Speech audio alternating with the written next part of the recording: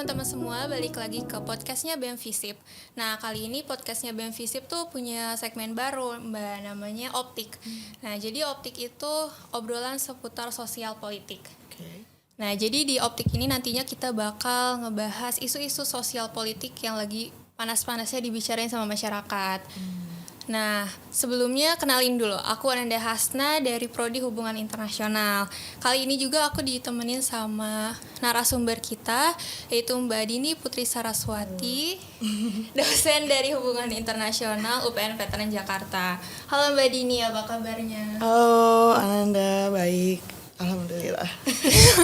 Terima kasih sudah meluangkan waktunya buat ngobrol-ngobrol sama kita. Iya, sama-sama. Sebenarnya ini pertama kali. Dulu saya pernah sih podcast, cuman nggak pernah podcast yang direkam gini loh kayak Deddy Corbuzier. Jadi biasanya podcast yang di Spotify atau yang di Anchor itu. Jadi mungkin jadi agak kagok kita kan ada kamera, tapi nggak apa-apa. Aku juga baru pertama kali sih Mbak, jadi sama-sama newbie. Nah, buat episode pertama ini kita bakal ngomongin tentang eksodus etnis Rohingya, penegakan HAM terhadap etnis Rohingya. Nah, sebelum masuk ke topiknya, aku mau ngebahas dulu sedikit tentang apa yang terjadi di Myanmar terkait etnis Rohingya ini.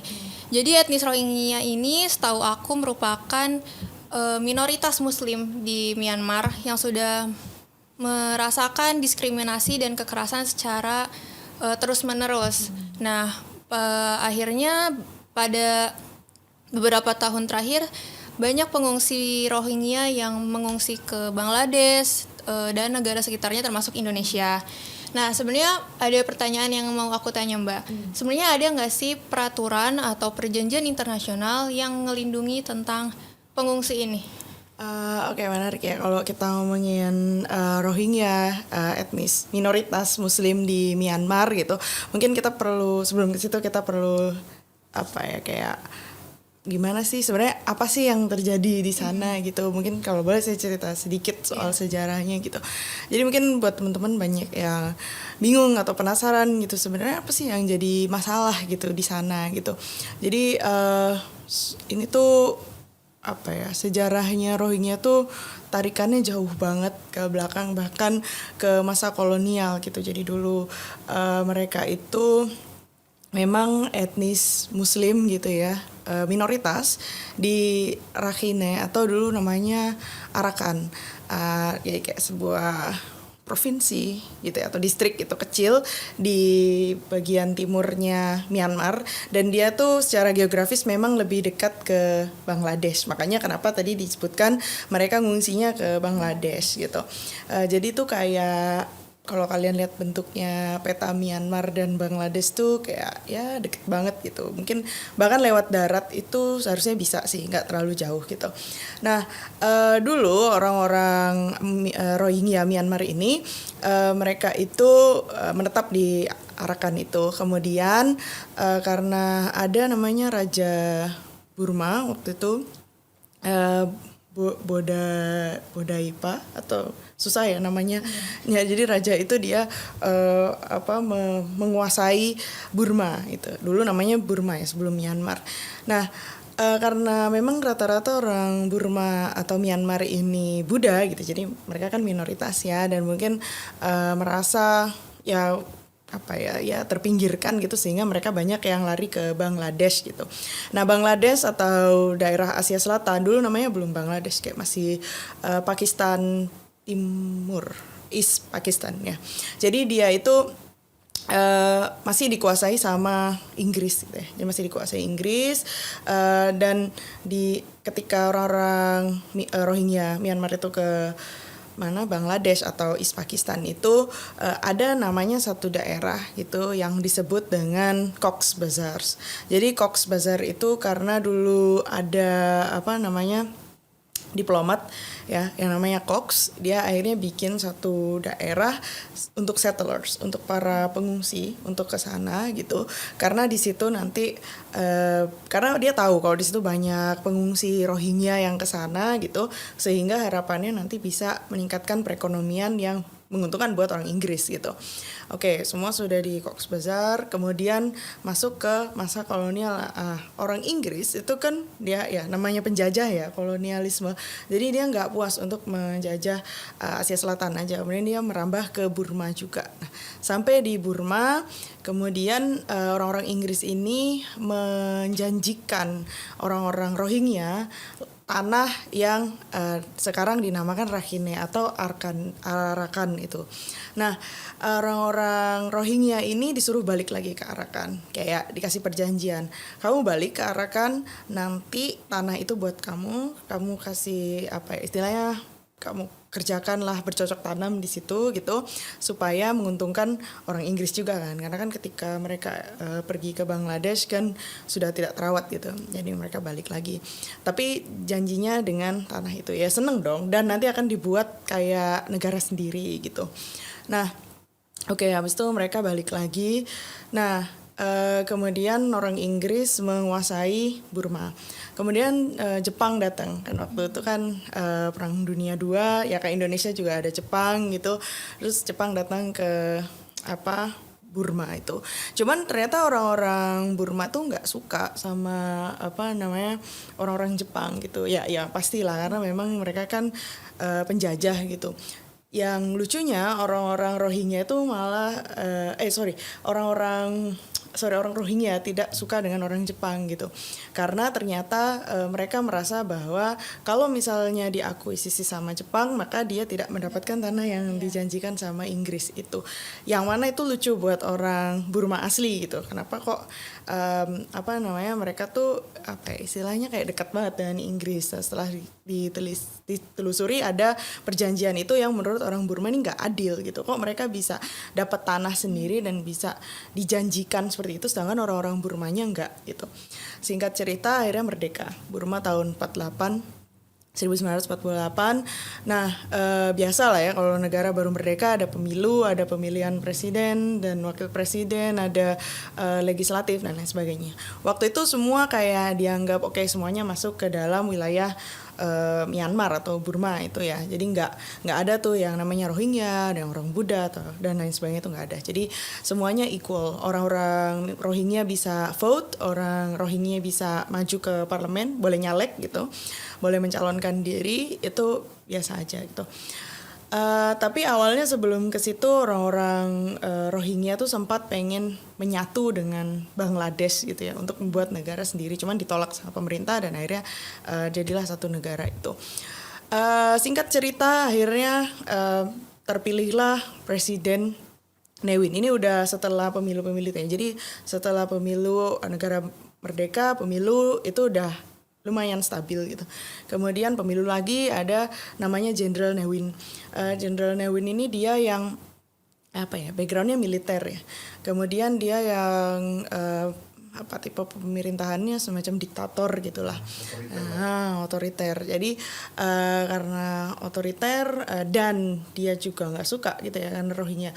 Jadi mungkin perlu digarisbawahi ya, bahwa ketika suatu negara itu memang saya nggak membela, tapi saya memahami posisinya Myanmar ya. Ketika ada satu wilayah yang semacam dijanjikan untuk punya negara sendiri, itu mindset mereka pasti akan merdeka gitu, dan itu jadi ancaman bagi negara itu, bagi Myanmar otomatis. Dan apalagi orang Rohingya itu kan Muslim, kemudian dekat dengan Bangladesh, dekat dengan Asia Selatan, dekat dengan Pakistan, yang mana buat orang Barat ya, buat orang non Muslim itu jadi ancaman terorisme ya kan. Jadi ya itulah, ada ancaman terorisme, ancaman radikalisme dan lain sebagainya gitu. Jadi pengen buat negara sendiri, negara Islam sendiri, yang itu pasti akan sangat ditakuti sama orang Myanmar. Ne Win sebagai orang militer, dia pasti nggak akan membiarkan ini terjadi gitu. Karena kan perspektifnya orang pertahanan atau militer itu, ancaman itu bisa datang dari itu gitu. Walaupun misalnya Rohingya mungkin udah move on gitu ya, karena akhirnya Inggris nggak memberikan tanah itu dan ya udah gitu kan.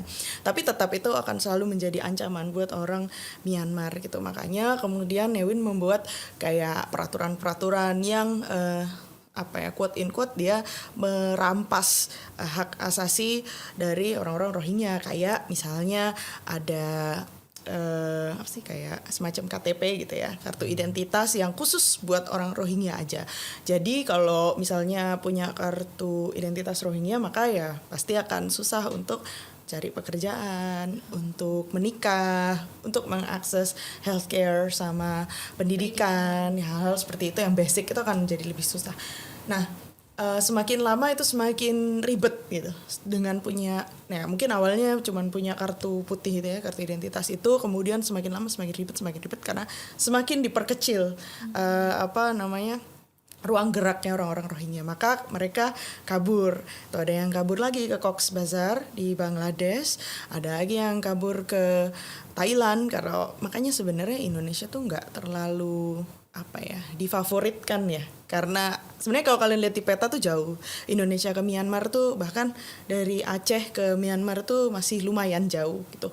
Maksudnya kalau saya sebagai pengungsi, saya lebih pilih ke Bangladesh atau ke Thailand karena lebih dekat. Makanya mungkin Bangladesh itu jadi porsi paling besar untuk menerima pengungsi dari Rohingya, dan juga Thailand gitu.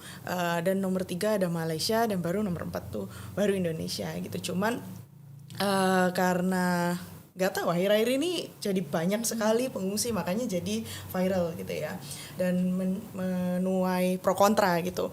Jadi kalau menyambung pertanyaannya Nanda tadi, apakah ada undang-undangnya gitu ya yang melindungi yang pengungsi. melindungi pengungsi? Sebenarnya ada namanya Konvensi 1951 atau 1951 Convention, sama Protokol 1964 atau Protokol 1964. Nah, keduanya istilahnya melindungi para pengungsi gitu ya, memberikan definisi pengungsi itu apa ya. Pengungsi itu mereka yang flee atau kabur lah gampangannya dari negaranya, karena bisa jadi ada konflik, bisa jadi ada pelanggaran HAM, bisa jadi karena wabah penyakit dan lain sebagainya. Jadi kalian bisa cari gitu ya definisinya. Dan juga sebenarnya mereka tuh memberi perlindungan gitu ya.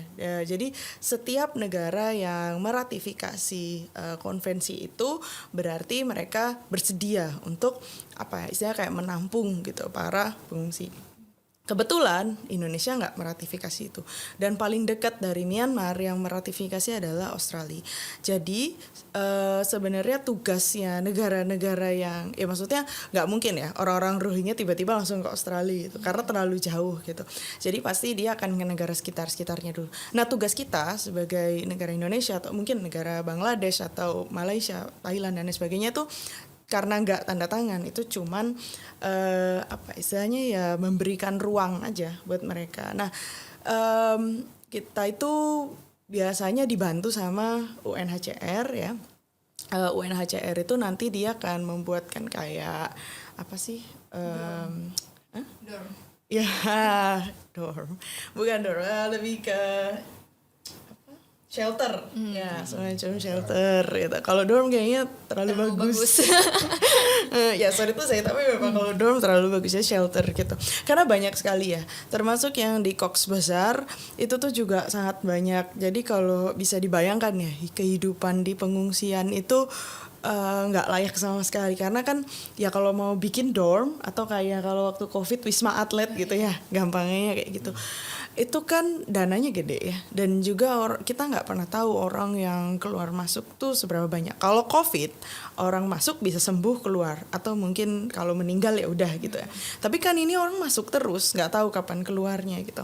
Jadi negara-negara kayak Bangladesh, India atau Indonesia juga termasuk India sih, sama Malaysia, Thailand itu hanya menyediakan ya tadi ya kayak shelter aja sementara penampungan. Nanti mereka ini akan dikirim ke negara mana yang dia ratifikasi yang paling dekat yang bisa menampung. Contoh kayak Australia gitu. Cuman kan Australia mungkin pada bertanya-tanya gitu ya, kenapa nggak langsung dikirim aja? Jadi di sini sebentar terus ke Australia gitu ya. Cuman kan gini, permasalahan di Australia tuh wilayahnya besar, tapi kan di situ yang bisa ditempati itu paling cuman berapa persen. Jadi kalau Australia itu segede itu satu benua, itu yang bisa ditinggali itu cuman pinggir-pinggirnya aja. Yang tengah itu gersang dan tandus dan mostly nggak bisa ditempati gitu. Itu satu, jadi segede itu wilayahnya yang bisa ditempati cuma sedikit. Kemudian kedua, pasti ada gesekan dengan penduduk asli kan. Kayak orang-orang Australia pasti ketika didatengin orang Rohingya mereka juga bingung kan, ini kok banyak sekali kayak lautan imigran ya manusia gitu kan. Terus habis itu sedangkan mereka itu juga struggling, biaya hidup di Australia juga mahal sehingga orang-orang juga struggling buat menghidupi kebutuhannya. Kemudian datang nih orang dari mana-mana gitu, itu kan juga mengganggu gitu, mengganggu quote in quote ya, dalam arti ya mengganggu stabilitas di situ. Kemudian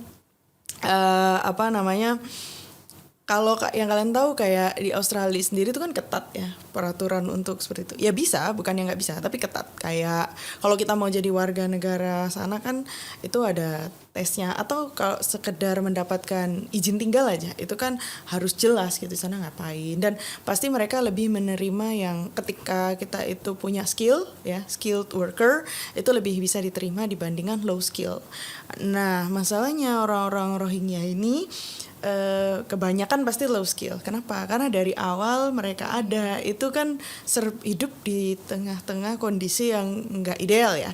Jadi nggak kayak kita nih misalnya apply, tahu nggak, mungkin visa working holiday visa di Australia. Mostly dari kita adalah skill, karena di Indonesia tuh iklimnya memang sudah sangat ideal untuk kita pasti punya minimal pendidikan cukup, mungkin latar belakangnya lebih baik, dan juga mungkin ada pengalaman pekerjaan dan lain sebagainya. Nah kalau orang-orang Rohingya kan tiap hari ya, day to day life-nya dia kan struggling untuk bertahan hidup ya, yang bahkan dia datang ke satu negara aja mungkin cuman bawa baju yang dia pakai aja, terus nggak bawa apa-apa, nggak punya dokumen apa-apa, nggak bisa ngapa-ngapain juga gitu, karena hari-hari dia cuman ngapung-ngapung di kapal aja gitu kan. Jadi ya mau ngapain gitu. Kalau misalnya dia dikirim ke Australia, dia juga mungkin akan belum tentu dia bisa survive gitu, dan itu nanti jadi masalah baru. Makanya yang bisa pergi ke sana ya bisa dikirim-kirim itu sebagian aja, dan itu butuh proses, karena proses untuk mungkin capacity buildingnya, persiapan dokumennya dan sebagainya, belum lagi tektokan sama negaranya dia mau nerima berapa orang dan sebagainya. Jadi itu ribet banget. Makanya kayak ujung-ujungnya yang dalam tanda petik diribetkan itu ya negara-negara yang menampung sementara kayak kita ini gitu, jadi banyak gitu kan. Sebenarnya kita tuh nggak juga, maksudnya pemerintah itu tidak, karena kita tidak ratifikasi ya, sebenarnya kita tidak punya anggaran untuk menampung mereka. Jadi full dananya itu dibiayai oleh UNHCR, kadang-kadang dibantu sama juga IOM itu sama, bisa juga mungkin dari NGO lain, mungkin Amnesty International atau Human Rights Watch atau mungkin organisasi-organisasi lain gitu, dan juga donasi dari masyarakat. Udah itu. Nah tapi apakah benar-benar tidak berdampak sama anggaran negara? Ya sebenarnya ada dampaknya juga, karena kan yang kita tahu ya, maksudnya kita menerima orang nih, walaupun ada yang nge-host tapi kan tetap aja ada impact dari situ ya. Mungkin kayak yang sering terjadi gitu, mungkin ada kasus kriminalitas, mungkin ada kasus perusakan atau apa, itu kan juga yang ngurusin kan dari kita juga gitu kan. Jadi itu yang dilema ya buat sebuah negara kayak Indonesia atau mungkin negara lain gitu, sebenarnya mau membantu.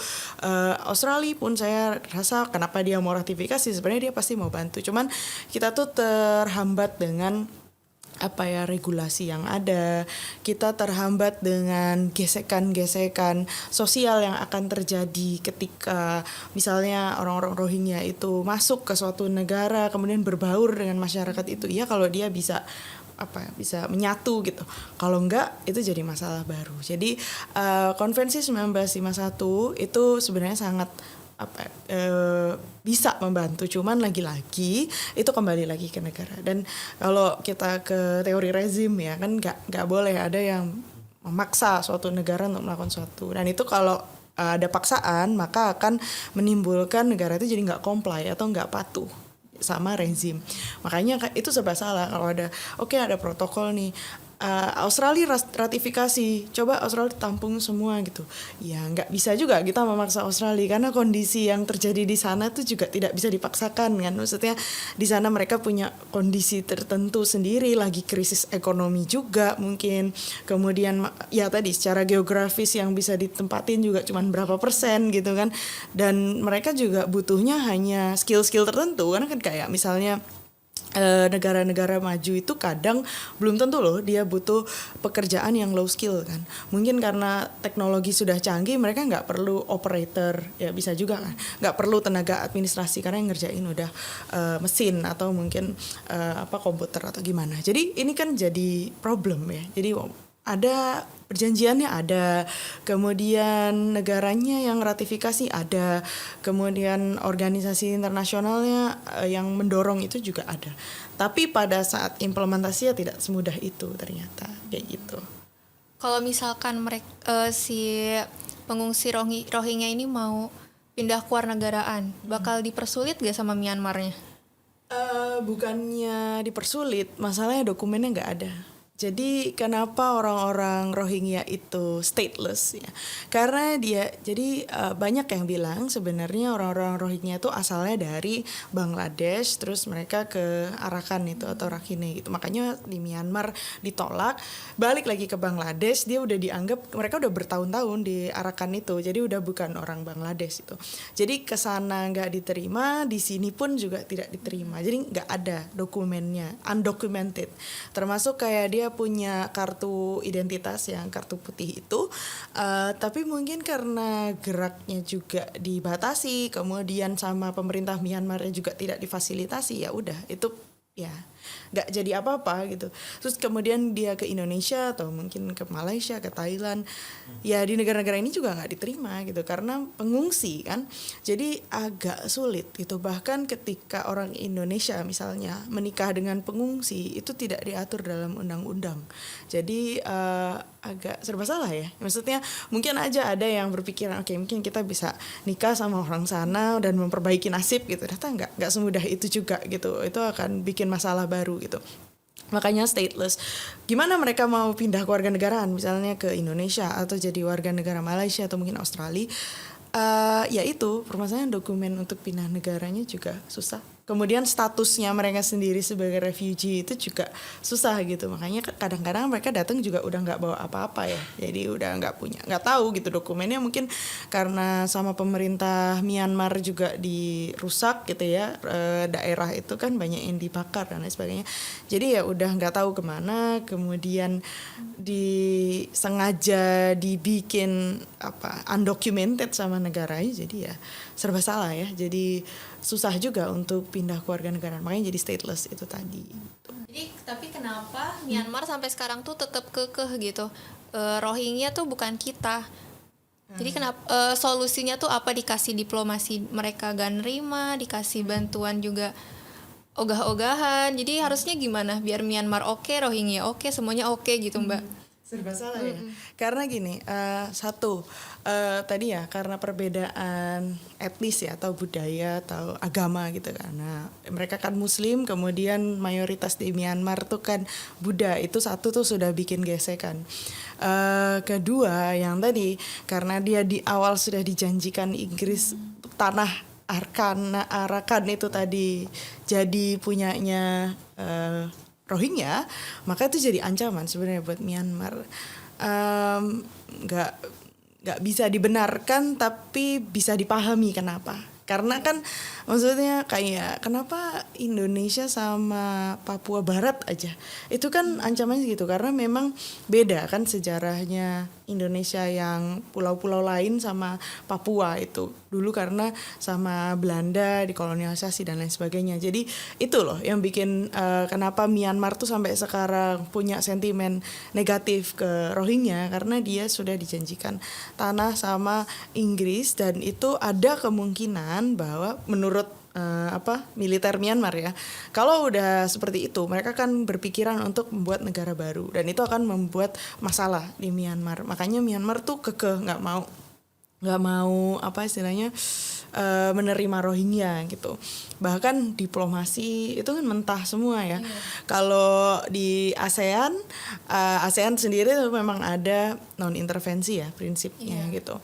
Cuman ASEAN itu juga oke lah, itu memang sesuatu yang ya lain cerita ya, non intervensi nggak bisa intervensi banget, tapi ada upaya-upaya sebenarnya ya mungkin nggak signifikan, tapi ya upaya tetap kita hargai gitu ya. Jadi di ASEAN itu mereka mengucilkan lah Myanmar gitu. Itu pun Myanmar juga kayak ya udah gitu, nggak masalah gitu ya, tetap jalan terus. Dituntut sama ICJ ya, International Criminal Court, International Court of Justice ya. ICJ juga ya mereka juga nggak mengakui itu gitu, masih mengelak aja gitu. Walaupun di ICJ juga laporan itu tetap diterusin gitu. Kemudian di forum-forum manapun Myanmar tuh tetap pede aja kalau dia nggak ngapa-ngapain gitu. Lagi-lagi kalau permasalahan namanya negara itu tidak ada hierarki ya. Jadi semuanya tuh punya kedaulatan yang sama. Ya batasnya kita bisa misalnya membantu itu nggak bisa sampai terlalu dalam gitu, paling ya apa istilahnya ya diplomasi mungkin ya, ada mediasi semacam itu aja, tapi kan nggak bisa benar-benar yang memaksa oke, Myanmar kamu harus gini gitu. Mungkin ada sanksinya, tapi kan lagi-lagi bagi Myanmar itu kayak mungkin nggak mempan, karena apa?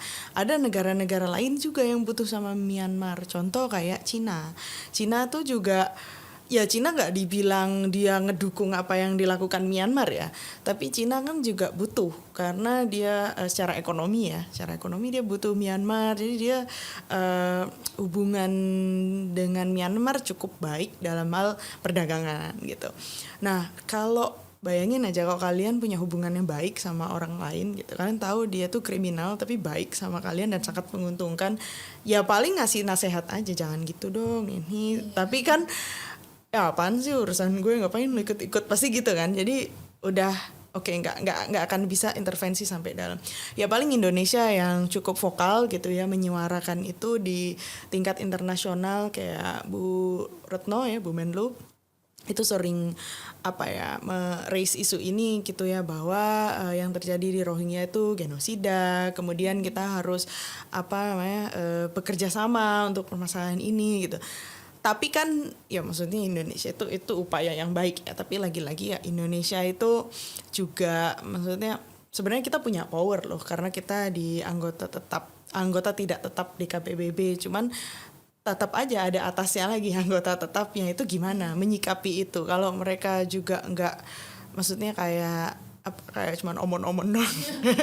Cuman kayak ya udah gitu kan, maksudnya it's just like a lip service gitu. Oke, ini mereka oke doang, tapi nggak ada tindak lanjutnya, ya nggak akan jalan gitu, karena ya kita bukan anggota tetapnya DKPBB, kita bukan yang punya misalnya privilege yang lebih gitu ya untuk menentukan atau membuat decision gitu. Ya paling cuman menyuarakan aja, jadi ya agak susah gitu. Yang dilakukan sementara ini kalau Indonesia ke Myanmar memberikan bantuan itu pasti, kemudian diplomasi yang kebetulan karena kalau Indonesia itu lingkaran konsentris pertama adalah ASEAN atau Asia Tenggara ya. Jadi yang kita utamakan, kita prioritaskan, inner circle kita tuh ASEAN. Jadi kalau ada masalah di ASEAN, Indonesia tuh pasti akan memperjuangkan itu gitu. Makanya Bu Menlu tuh gigih banget ya untuk memperjuangkan itu ke Myanmar, melakukan dialog gitu-gitu aja. Tapi ya balik lagi, Myanmarnya mau apa enggak gitu. Nah, kan kita nggak bisa maksa nih ya. Kita bukan, kalau orang tua gitu dia bisa maksa anaknya, tapi kan kita bukan orang tua, kita hanya kayak ibaratnya tetangga gitu ya. Ada tetangganya begini ya, kita paling ngasih tahu, kita memberikan ruang untuk mediasi gitu ya. Mungkin kita bisa melaporkan ke pihak yang berwajib gitu, tapi kan sudah kewenangannya sampai situ. Kita nggak bisa mengadili, kita nggak bisa memaksa, itu nggak bisa. Itu yang jadi permasalahan di dalam semua isu human rights ya, atau HAM, kita pelanggaran HAM itu, karena sampai mana sih perannya negara tuh bisa benar-benar ikut campur gitu. kalau balik lagi nih Mbak ke pengungsi, kan beberapa bulan kemarin tuh lagi heboh banget yang pengungsi Rohingya masuk ke Aceh, terus sama masyarakat Aceh gak diterima. Nah kalau kayak gitu gimana Mbak? Sebenarnya ya itu balik lagi kalau ke Konvensi 51 kan sebenarnya nggak ada paksaan ya buat kita untuk menerima atau enggak, karena kita bukan negara penerima kan. Jadi ya sebenarnya nggak masalah kalau nggak diterima. Cuman sebenarnya kalau dari pemerintahnya ya, pemerintah Indonesia, kita tuh sebenarnya welcome aja sama orang-orang Rohingya. Karena kalau Indonesia mungkin lebih humanis dibandingkan negara-negara lain ya.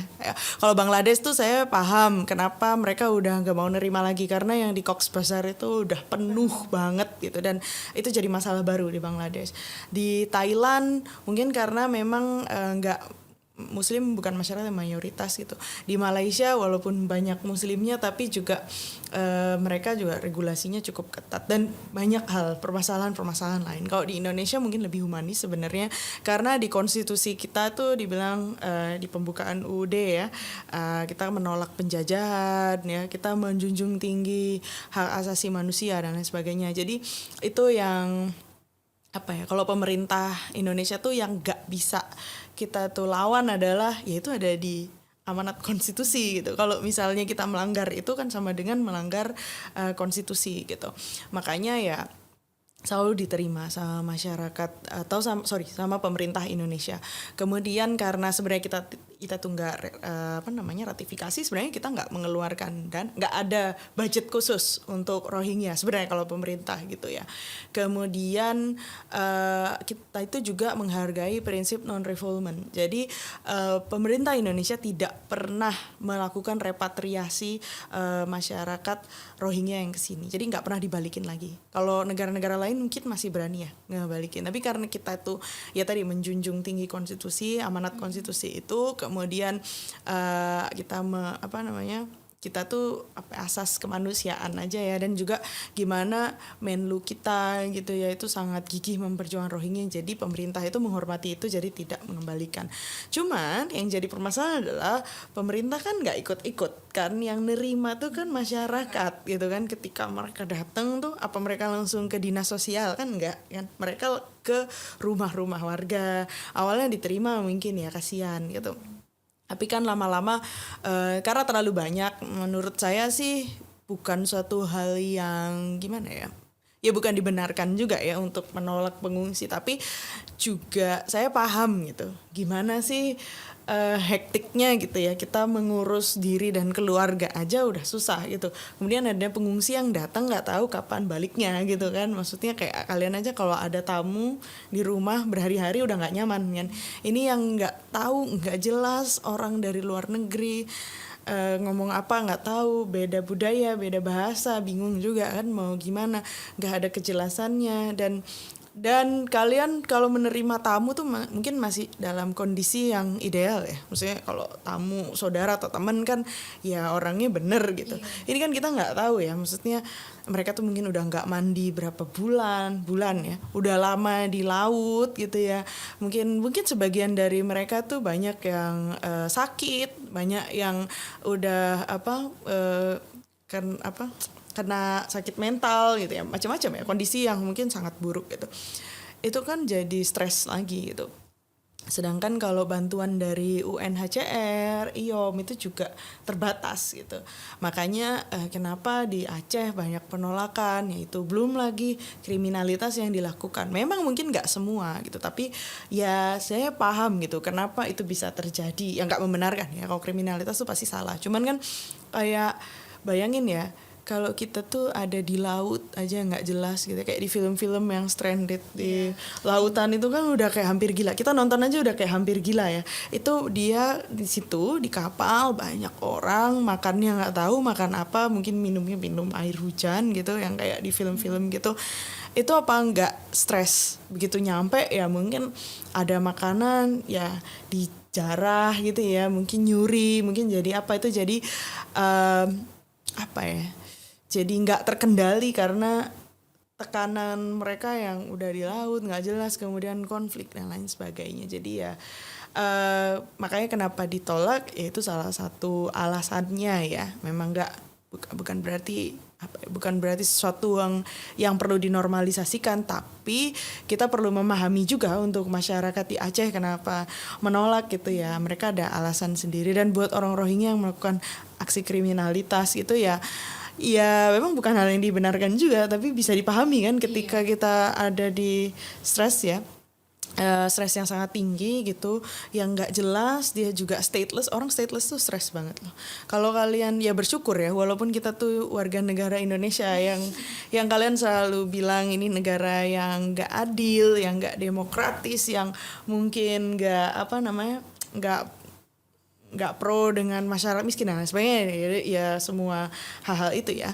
Tapi kita tuh masih bisa, ketika kita punya kewarganegaraan, kita bisa punya privilege untuk kalian bisa sekolah, kalian bisa kerja, bisa dapat akses ke healthcare gitu ya, masih bisa punya rumah ya walaupun ngontrak atau ngekos ya, tapi itu masih bisa gitu, masih punya paspor, bisa punya KTP. Nah orang Rohingya kan enggak, jadi itu kan jadi beban juga buat mereka, masa depan mereka tuh suram gitu. Jadi ya.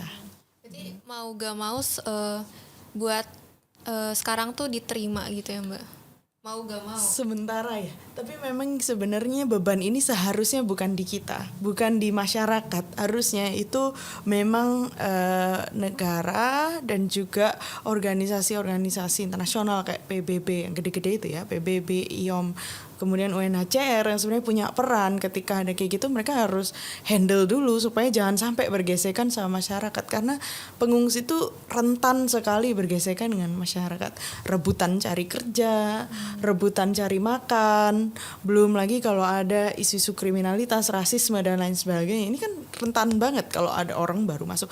Harusnya menurut saya organisasi-organisasi kayak UNHCR, kalau memang kita itu nggak punya kewajiban ya untuk nampung, ya mereka tuh bisa memberikan ibaratnya kayak bantalan dulu gitu. Jadi diterima dulu dong sama UNHCR sama IOM gitu. Cuman saya paham itu sangat-sangat exhausting karena banyak ya kayak lautan pengungsi. Belum lagi ini yang jadi poin penting adalah bahwa mereka itu pengungsi itu sangat rentan terjadi perdagangan orang ya.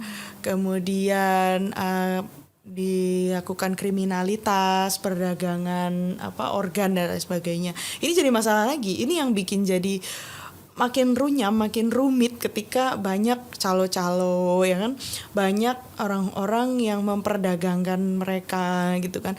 Akhirnya apa? UNHCR atau IOM ini susah mendata. Ketika susah mendata, maka kan susah menerima juga, susah memanage atau mengalokasikan berapa sih kebutuhannya. Belum lagi ketika mereka itu jadi korban perdagangan orang misalnya, kemudian datang dengan kondisi yang semakin buruk, yang tanggung jawab siapa gitu kan. Jadi kan bebannya UNHCR atau IOM itu jadi semakin besar lagi gitu. ASEAN mungkin itu juga bebannya lebih besar lagi, sehingga yang bisa dilakukan adalah memang negara-negara itu komit untuk ayo ini ada permasalahan yang kita bisa handle bareng-bareng gitu. Mungkin minimal kalau misalnya memang Indonesia atau negara-negara lain tidak mengalokasikan budget untuk mereka karena nggak ratifikasi perjanjian, maka ya udah kita minimalkan supaya gimana mereka itu nggak jadi korban perdagangan orang. Gimana supaya mereka atau pemerintah tuh bisa memberikan edukasi ke masyarakat untuk bisa lebih toleransi gitu sama mereka. Jadi kalau misalnya UNHCR atau IOM gagal untuk memfasilitasi mereka, masyarakat tuh bisa ngebantu sedikit-sedikit gitu sebelum ditanganin sama organisasi-organisasi itu. Jadi emang ini tuh kompleks ya, karena ibaratnya kita ngomongin unwanted people. Iya kan, karena kayak di sana nggak diterima, di sini nggak diterima, terus sedangkan jumlahnya banyak sekali. Rohingya tuh termasuk stateless people yang paling banyak di dunia. gitu. Dan itu ada di antara kita. Maksudnya kita tuh deket banget sama mereka secara geografis, bukan menutup kemungkinan kalau someday dia akan ke Jakarta. Ada juga loh yang ke Jakarta, yang namanya juga naik kapal. Nggak tahu mereka kemana tuh juga nggak tahu, sampai ketemu laut apa? Iya, daratan gitu. Ada di laut sampai ketemu darat gitu. Bisa nyasar di Tanjung Priok, bisa aja gitu kan. Dan itu bisa terjadi sama kita semua gitu. Makanya mungkin yang bisa kita lakukan sementara ini ya kita harus aware gitu, maksudnya berusaha untuk paling nggak toleransi dulu gitu ya. Kemudian kita perlu juga punya akses ke UNHCR, IOM atau lembaga-lembaga yang berkaitan dengan migrasi, permigrasian gitu, supaya bisa cepat tertangani gitu. Dan buat negara juga bisa memberikan awareness gitu, supaya nggak apa-apa kita tampung dulu sementara gitu. Mungkin perlu juga adanya capacity building antara lembaga-lembaga pemerintah sama misalnya UNHCR, NGO kayak gitu. Misalnya kayak dari BP2MI, perlindungan buruh migran gitu ya, pekerja migran, dengan UNHCR, gimana supaya misalnya mereka itu tidak mudah kena calo misalnya, atau lembaga-lembaga lainnya kayak gitu sih. Nanya terakhir Mbak, jadi tadi kan berarti kita sebagai masyarakat biasa paling tidak bisa toleransi. Nah, misalkan si masyarakatnya ini malah jadi menganggap toleransi kita tuh take for granted gitu Mbak. Kayak mereka bikin gubuk-gubuk, nanti jadinya bikin rumah sendiri, itu gimana Mbak? Oh, orang-orang Rohingyanya gitu. Itu nggak menutup kemungkinan sih. Maksudnya ya bisa aja itu terjadi. Makanya selain kita bisa menoleransi mereka gitu, mencoba memahami posisi mereka, dan kita juga sebenarnya perlu juga untuk bisa punya kontak ya sama pihak-pihak yang memang punya wewenang untuk urusan ini ya. Mungkin polisi, TNI, kalau dari pemerintah kita ya mungkin instansi-instansi KL ya, kementerian dan lembaga yang lain yang terkait, dinas-dinas yang ada di daerah, kemudian sama NGO tadi. Jadi kita sebagai masyarakat juga jangan apatis kalau misalnya terjadi pelanggaran nih, kita udah ngasih makan, kita udah ngasih tempat tinggal sementara, tapi mereka ngelunjak misalnya, ya laporkan gitu. Jadi harus dilaporkan supaya bisa tertangani. Nggak usah dulu lah dibuat viral ya, maksudnya kayak kita pengen semua itu fair ya, maksudnya ya kita pengen menghormati mereka karena mereka ini pengungsi, pengen berusaha untuk kayak memahami gitu, tapi juga kita jangan apa-apa kayak viral seolah-olah itu benar-benar salah, karena posisinya memang serba salah gitu. Kalau kita nggak ngejaga mereka, itu juga kita ikutan salah. Kalau mereka ikut sama orang-orang yang tidak bertanggung jawab tuh menambah masalah baru lagi. Jadi kita laporkan ke orang-orang yang memang pihak-pihak yang memang berwenang untuk ini, ke polisi minimal ya, atau ke dinas-dinas tempat gitu ya, untuk minimal mungkin kalau kayak mungkin dinas sosial atau mungkin dinas yang kita kenal gitu di sekitar situ, atau Pemda gitu ya, itu bisa membuat penampungan sementara dulu. Kan ada tuh yang kayak ditampung di rumahnya Pak Lurahnya dulu, atau di balai kelurahan dulu atau kayak gitu untuk sementara, supaya mereka pasti juga perlu waktu untuk kontak ke UNHCR, ke IOM gitu. Jadi pastikan mereka ada di tempat yang safe. Tapi kalau mereka melanggar aturan, mereka melakukan kejahatan, kriminalitas, ya kita harus laporkan gitu. Jadi serba salah memang buat masyarakat seperti kita gitu. Jangan dulu nyebar hoax, kan banyak ya yang di media sosial atau di website gitu. Itu banyak yang menjelaskan gitu ya bagaimana orang Rohingya itu kayak ada yang ngebuang nasi gitu kan. Ada yang melakukan kriminalitas gitu. Itu memang perlu, itu perlu penanganan serius ya. Maksudnya kita nggak bisa meremehkan kejahatan kriminalitas yang dilakukan kepada masyarakat sekitar, tapi kita perlu bijak menyikapinya ya. Jadi ya kalau memang ada kejahatan kriminalitas diusut gitu, dan jangan seakan-akan memframing bahwa orang Rohingya itu semuanya seperti itu. Mungkin hanya 1-2 gitu. Nah, Itu yang menurut saya perlu dilakukan ya buat kita gitu. Dan mungkin perlu juga dari masyarakat tuh kalau ada sedikit rezeki ya didonasikan, karena itu ngebantu banget buat UNHCR, buat IOM dan organisasi-organisasi lain. Kadang mungkin mereka juga kurang biaya gitu ya untuk melakukan itu, karena dananya gede banget loh itu. Kayak bayangin ya, kalau misalnya satu orang aja, untuk ngurusin satu orang aja tuh butuh berapa, itu untuk setiap hari yang nggak tahu selesainya kapan gitu. Ini sedangkan bisa satu kapal, dua kapal yang datang terus nggak ya. Jadi mungkin juga ada permasalahan administrasi, jadi ada kendala ya, administrasi, kemudian pembiayaan, kemudian SDM dari organisasi itu juga yang mungkin kurang optimal, sehingga perlu dari kita, dari masyarakat, mungkin dari pemerintah setempat itu yang juga perlu ibaratnya kayak nalangin dulu gitu. Jadi kita harus nampung dulu permasalahan ini baru bisa dilempar ke mereka, kayak gitu sih. Jadi kalau buat rangkumannya, jadi gimana Mbak? Jadi kita sebagai masyarakat setidaknya harus menoleransi mereka. Kalau mereka melakukan kejahatan baru dilaporkan ke pihak berwajib. Dan harus melakukannya secara bijak, jangan dikit-dikit upload viral di medsos gitu-gitu kan Mbak? Iya, jadi saya paham ya. Ini maksudnya sesuatu yang mungkin bagi sebagian dari kita tuh baru gitu ya, atau mungkin kayak ya sebenarnya ini nggak baru sih. Rohingya tuh sering datang ke Indonesia, cuman lonjakan pengungsi ini yang bikin kita kaget gitu. Dan saya paham buat mayoritas dari penduduk Indonesia juga sebaik-baiknya orang juga nggak mau kalau privasinya diganggu terus habis itu harus ngehidupin atau membiayain orang yang nggak tahu sampai kapan di sini. Itu pasti memang jadi satu challenge gitu. Cuman memang ya tunjukkan rasa kemanusiaan ya, karena memang kondisi mereka datang ke sini tuh mereka bukan kayak penjajah gitu yang datang ke sini mau dengan tujuan merampok gitu kan, enggak. Tapi mereka ke sini kalau mereka itu merampok atau mereka melakukan kriminalitas, ngejarah gitu misalnya, itu karena kondisi gitu.